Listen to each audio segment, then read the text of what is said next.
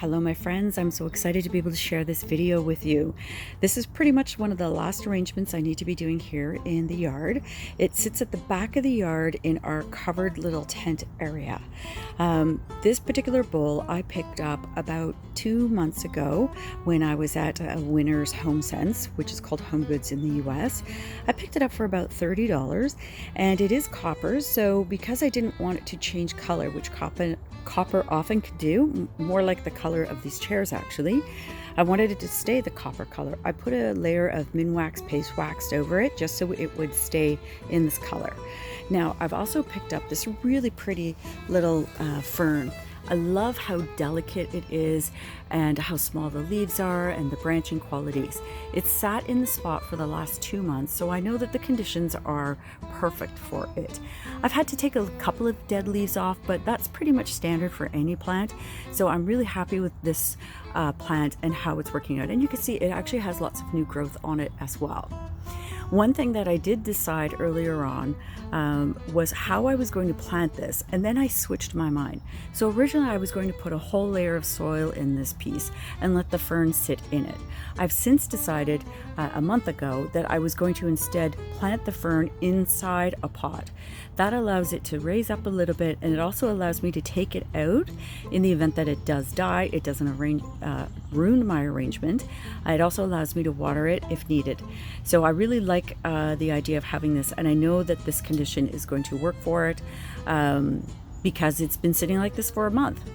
Now, the other thing that also made me change my mind was knowing that copper, if it has water sitting on it, it could also cause holes or damage to this piece.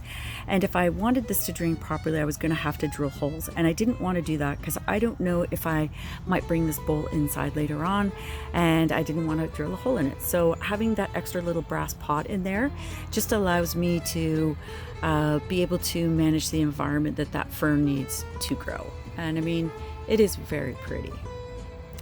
Now, this is going to be a Zen garden, something that's very calm and peaceful.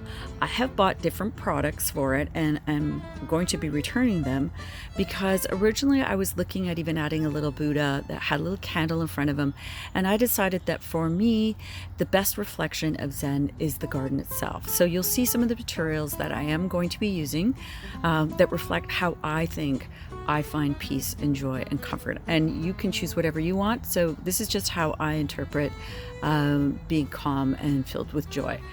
One of the materials I am going to be using in this is sand. I bought terranium-based sand so that if I want to put this whole arrangement out into the yard afterwards and dispose of the materials, I have products that aren't going to be ruining the ecosystem that I have created here in the yard. So I'm very confident that this is pure sand and that it's not going to destroy anything that's here. I have 2 different colors, one that is more of a salmony or copper colored. You can see how close it actually matches the beautiful copper tones of this bowl. And then I have one that's a little bit lighter, and I like the 2 colors. I did go in to get the same color, but they only had these 2 bags, and I actually like the fact that the 2 colors are there because I'm going to actually do sort of a yin-yang arrangement on this, and I'll show you the materials I'm about to use to create this. So I have picked up some really pretty little pebbles here, also terranium based, and you can see that they're very similar in the color tones of those 2 sands, so they're going to look really lovely with it. From a contrasting perspective, I've also picked up this really nice piece of black river stone, and they are going to actually look really lovely. One of the materials I will be using is this beautiful rock here.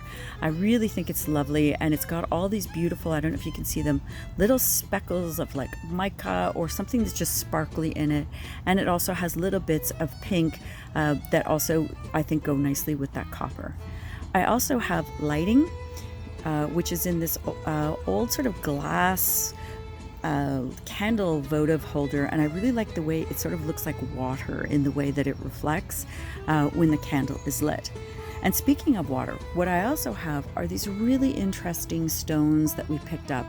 We believe they're like fossils from a seabed, and we really like the way that they just sit around, gather water, and have just these interesting, I don't know, you could call them almost moon-shaped craters. So those will also likely end up in this display. I have a really nice flat rock here as well that just really sparkles in the sun. Not that this gets a lot of sun, but things that sparkle when it's darker are really quite nice, especially when I light that candle up. I have this other really pretty piece of pink granite that also has black on the bottom, and so this will probably stick somewhere out of the sand because I like how it sort of breaks them from one to the other. And then I have this other really nice big piece of rock.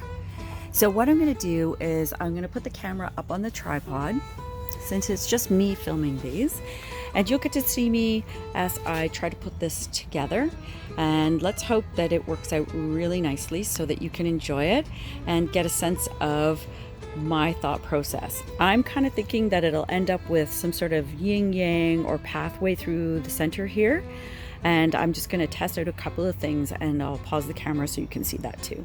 So for those of you who have seen my other videos on how I do the succulents, you know one of the things I always start with is how I lay out my rocks. They do change as I assemble things together, but it gives me an idea of how I like the rocks. So for instance, I know for sure that I like this rock here at the back. I want him up so that he sits very nicely up close to the fern, and I also want that candle right below him. I'm thinking that I might put this other rock right here, or it might land out here in the front. And I always remember that I may not use everything. So I just like to have lots of choices as I go along, but that doesn't mean that I must use everything in terms of the ideas that I bring forward. So hello, hi, I am Joanne, I'm the person behind the camera. So you'll get to see me working on this today, and I'm really excited to finally meet you in person. I always walk around with a tool belt on my hands or on my hips so that I have all the tools ready. I usually have things like scissors and scoop, and I have all sorts of different types of clippers and my gloves at the ready. This is how I function in this garden. So it allows me, even while I'm working on a project like this, to have the tools ready as I need them. So that's who I am, and I'm so glad to meet you, and so thank you very much for joining me on this YouTube channel so that you can enjoy the garden with me. All right, let's get to this project. So I'm just gonna disassemble all the stuff that's here. So one of the things that I'm going to be using first, before I do anything else in this particular bag of its sprouting and seedling and sprouting mix. The reason I'm using it, it's very light, and this container is going to get super heavy once I put all the soil and the sand in it, because these bags are quite heavy. I've got to be able to lift this up, or at least have my husband lift it up. So I want to start with something that's light and airy and doesn't hold up too much soil.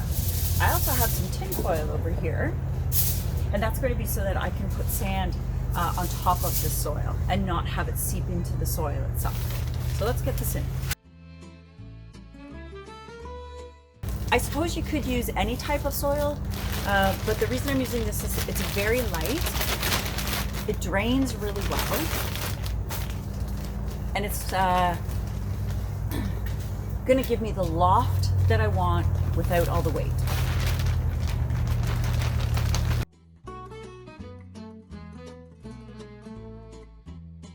Have that on there. I'm going to put the tin foil down so that it creates a barrier between the sand and the soil.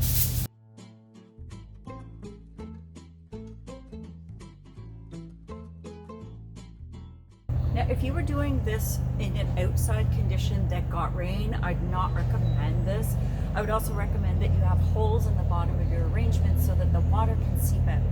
This particular one, we're in a covered area. It does not get rain unless the rain comes in torrentially on the sides, and I've been monitoring this and it stays fairly dry.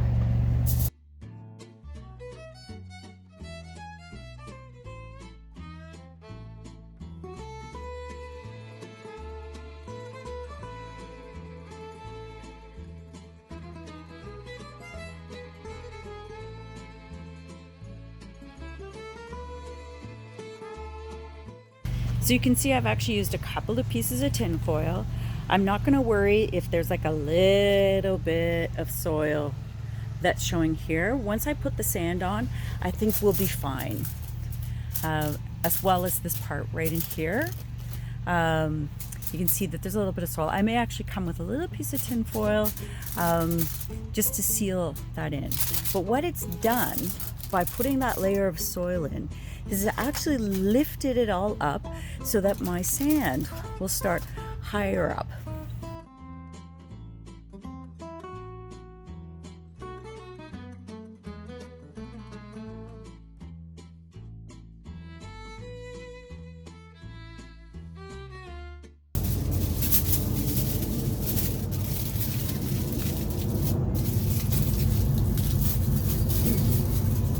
So what I'm doing right now is I'm actually creating my sand barrier so that my colors don't mix. And I'm sort of putting it in a bit of a pattern so that there's a bit of a wave, and we'll play with that specifically when we put the stones down, but I wanted to just give a physical break between the two colors of sand.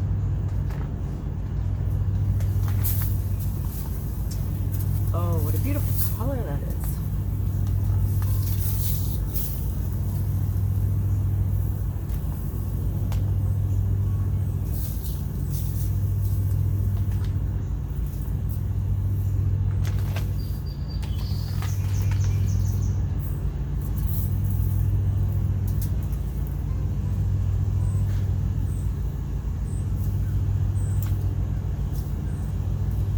Now, just so you know, I've never made one of these before, so I am experimenting as we go, hoping that it turns out like my vision.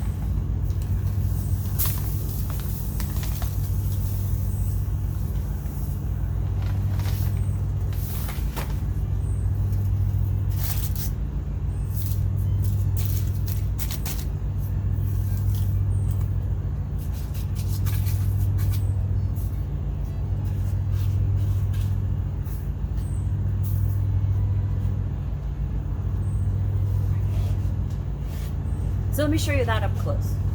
So here's the two colors of the sand. You can see it's actually much, much darker than I anticipated it to be. So I'm very curious how this whole thing is going to turn out, because already it's a little bit different than how I saw things playing. It really is very close to a copper tone color here, and I just love that. I also love how this looks just like a beautiful tropical beach. So let's play around with this and see what happens. But look how nice and high up this has come here. And as I mentioned, I've never done this before, so I am learning as I go and sharing my experiences with you. The idea behind a Zen garden is to leave room for people to play in the sand. So it's not to over clutter it, it's to leave room for people to find the peace and the calm of creating waves with their fingers. And you can see that it's just so relaxing and enjoyable to do it. So it will really be a balance of deciding exactly how much stuff you want to put in here, because the next part that you get to do is to be able to just come along and smooth this out and decide how you want to move forward the next time. Now, there are little rakes and stuff that people use, but I'm a very tactile person. I like to use my fingers, so this will definitely be something that I'll just be using my fingers with as I play along. So the next step that we're going to do is we're going to place our large elements, like our rocks, to get a sense of how they belong. So you'll see me playing around with that a fair bit before I actually get into the final steps.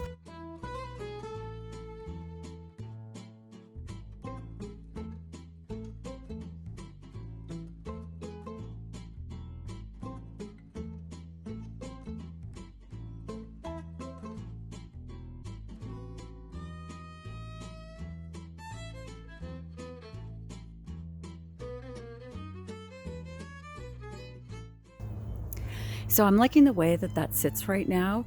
And now we're going to start to build our pebble rivers.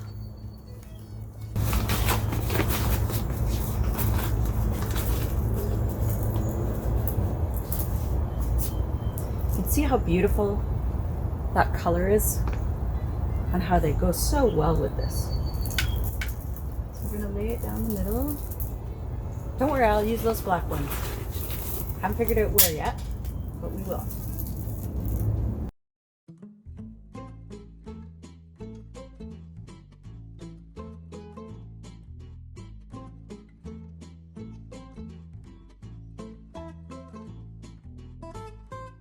What you can't see at the front here is I've used one of those really pretty pieces that have all of the little craters in it. So it's sitting at the front, and that's got all this beautiful pebbles that lead right into the front here. Now I want to make sure I cover that tin foil, so it's got to have enough that as you push things around, you don't expose it. So I like how it looks almost like a beach or a peninsula. Now the question is, as I look at this, how will I use these black rocks? And I kind of have an idea of using some of them at the back here. I also want to use some of these at the back here too. So I have another divider at the back, dividing the two colors. Finish that up here. So let's just take a look at this from your angle. So here's a close-up view of what it's looking like. And here's that stone I was telling you that I placed here at the front. Let me see if I can get the lighting a little bit better for you. Still kind of hard to see it. But as you come closer, you can see all the interesting little elements and how all these pieces fit together. And then right at the back, that's what I mean, I still had another piece of tin foil that I am trying to cover with those rocks. Let's see if that will focus better for you. Okay, so the biggest issue I have right now is how to use these black rocks. I got to ponder on this a little bit and maybe test out a few things. So one of the things I just did was I came in with the bag of rocks and I filled up a little bit more in through here, just so that you really weren't distracted by the lip of that brass bowl that's sitting in there. I also lifted this up just a wee bit more. I'm gonna cut this piece off. I played with actually moving the fern in different directions to see if that was the best way possible. So I've left it as it originally was. I did remove the actual fern label that was sitting in it.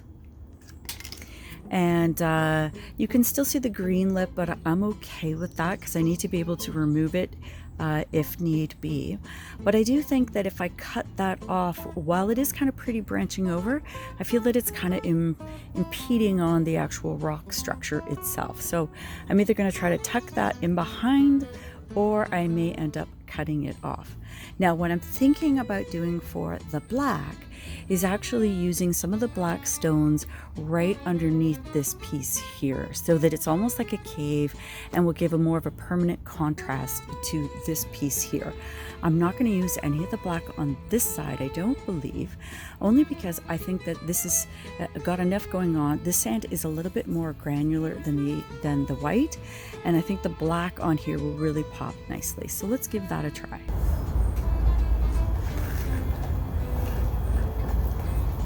Look how nice, I'm hoping you can see that there's this really nice contrast that black stone is giving. So just sort of push it in, and I'm thinking over here. So cool.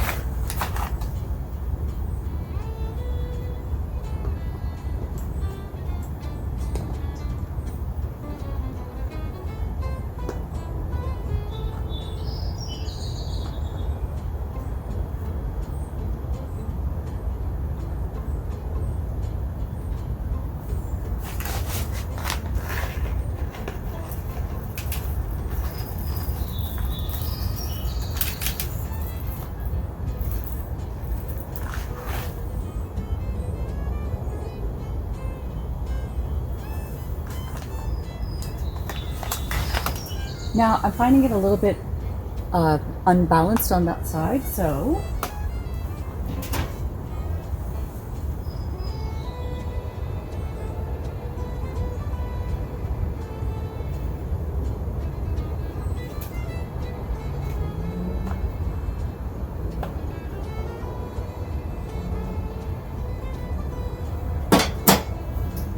I'll be back in a second. I'm going to go bring my other collection of rocks. So I went and got some more little rocks in a size that I haven't used in this piece yet. And what I've done is I've created, as you were coming along this rock peninsula, that there's a little pathway that kind of tucks into this rock over here. And I really do like the way that it just is going to look beautiful once I light that up. And then because I use little rocks there, I just brought one rock over to the other side and placed it on top of that pink rock.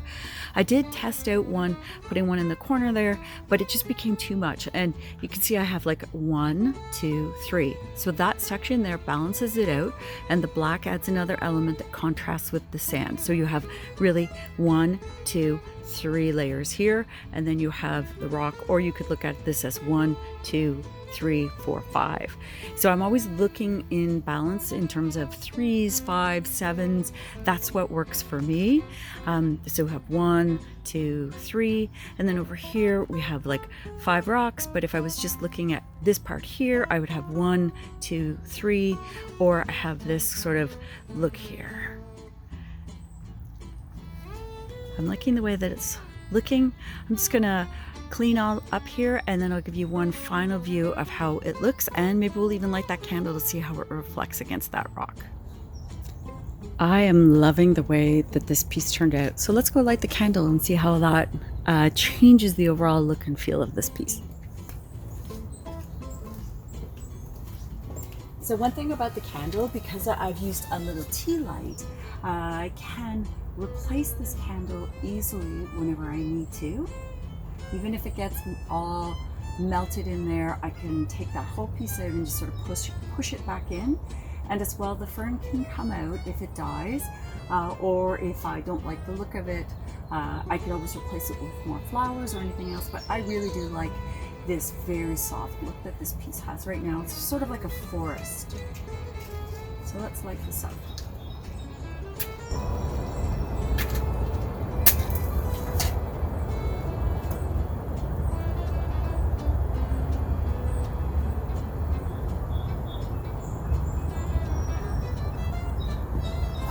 And that is very hard to do, by the way, to light a candle sitting down with your wrong hand. I'm pretty ambidextrous, but clearly not for candles.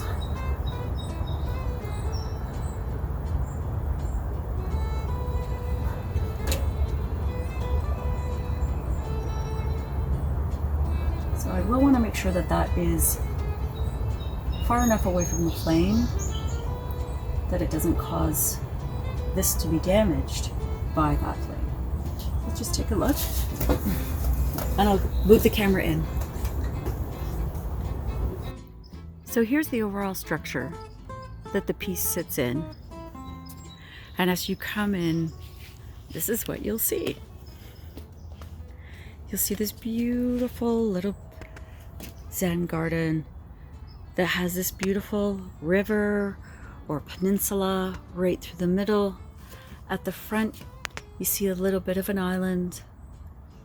And then towards the back, to the right, there's a path that leads around the back to that. I almost look at it like a Stonehenge kind of interesting rock.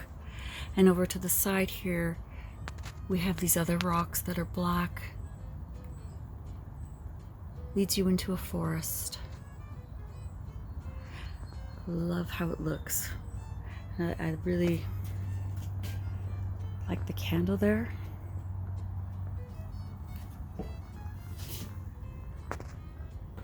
And it is kind of reflecting a little bit on that rock, which was exactly my intention. What I didn't realize as I was building it was that the pathway that's in the middle of that arrangement kind of continues into my actual river that I've built here in the back of the yard, which is a dry river that leads to another stone structure and another fern. Totally unintentional, but I really actually think it's quite lovely.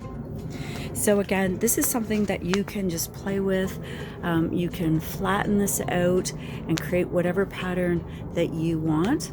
You could come over to this side and do circles, whatever sort of makes you happy and brings you joy. It's meant to be a calm and reflective spot. And certainly as you sit back here, although you've heard a couple of loud machineries and playing in the area, it's part of where I live. There's nothing I can do about that. So all I can do is try to create beautiful spaces around me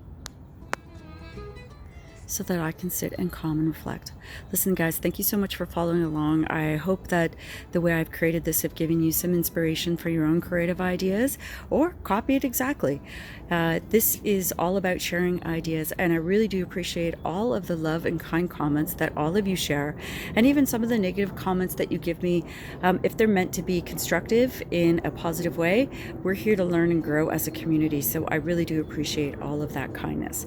So thanks very much. If you like it, give it a thumbs up.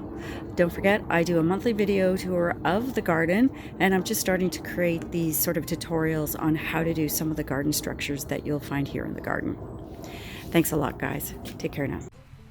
I thought I'd show you how wonderful this beautiful Zen garden has turned out as it's transitioned into an arrangement here in my home.